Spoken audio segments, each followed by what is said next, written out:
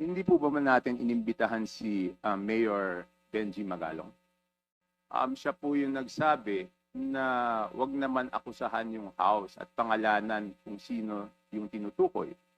At pumayag naman po si Mayor Magalong na tukuyin pag siya ay inimbitahan ng house kung sino yung tinutukoy niya na pinakamalaki ang nakukuha na 20%.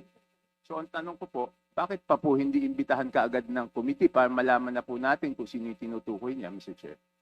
I think we have a commitment that we will invite him. But the commitment is not on the next hearing. Kasi marami po tayong pag-usapan. In fact, gusto natin isa-isahin yung mga Sims construction, hindi yung nagpakita. St. Timothy, hindi yung nagpakita. Ito yung alam ng mga tao na gustong malaman yung katotohanan.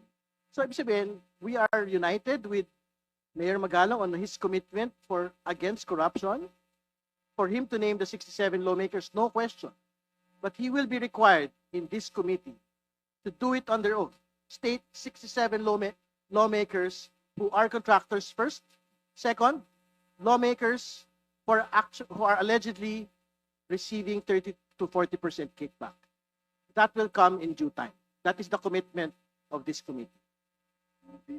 Hindi, kasi sa sinasabi niya, ang pinakamalaking nakukuha ay yung Committee on Appropriation. So hindi pa ba mas mabuting i-address na po natin? Kasi nandiyan po, si Congressman Abante, nadinig ko po yung interview nyo, sabi nyo po, dapat pangalanan po ni Mayor Magalong.